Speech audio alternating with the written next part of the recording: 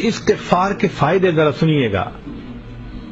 اور یہ بات کوئی عام کتاب میں نہیں ہے، اللہ کے قرآن میں، کہ جو بندہ استغفار کرتا ہے اللہ تعالیٰ چند چیزوں کا انعام عطا فرماتے ہیں.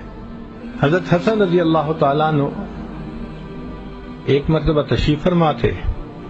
ایک بندہ آیا، کہتے حضرت بڑا گنہگار ہوں، کوئی عمل بتا دیں گناہ معاف ہو جائیں. ان کا جاؤ استغفار کرو. ایک بندہ آیا، حضرت بڑے دنوں سے بارش رکی ہوئی ہے، ہوئی نہیں، کوئی عمل بتائیں کہ اللہ بارش عطا کر دیں. فرمایا کہ استغفار کرو. ایک بندہ آیا، حضرت مقروض ہو گیا ہوں، کوشش میں لگا ہوا ہوں، دعا کرو اللہ مال دے، غنی کر دے، میں قرضوں سے بچ جاؤں. فرمایا استغفار کرو. ایک بندہ آیا، جی بڑی تمنا ہے اللہ مجھے بیٹا دے، تو دعا فرما دیجیے اولاد نرینہ مل جائے. فرمایا استغفار کرو. ایک بندہ آیا، جی میرا باغ ہے، دعا کریں پھل بہت دے تاکہ ریٹرن زیادہ ہو. فرمایا استغفار کرو. پھر ایک بندہ آیا، اس نے کہا جی کہ میرے گھر میں پانی کا چشمہ آ جائے نا تو کیا بات. فرمایا استغفار کرو.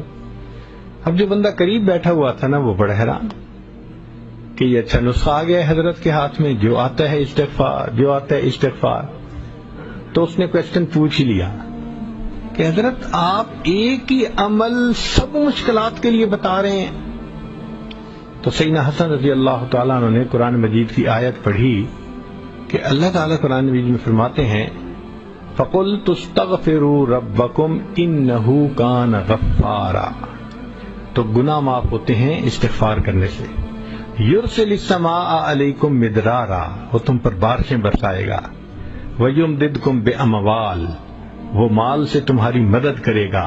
وَبَنِينَ، اور بیٹوں سے تمہاری مدد کرے گا.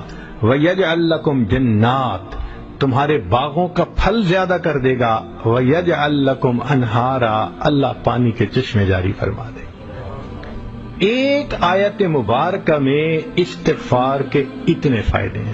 آج مجھے بتائیں جتنے لوگ پریشان ہوتے ہیں، عورت پریشان اولاد نرینہ نہیں ہے، مرد پریشان بچے ہی نہیں ہوتے، مرد پریشان کہ جی قرضے سر پہ چڑھ گئے، کوئی پریشان گناہ بہت ہو گئے، کوئی چاہتا ہے کہ اللہ تعالیٰ میرے کاروبار میں برکت دے دے.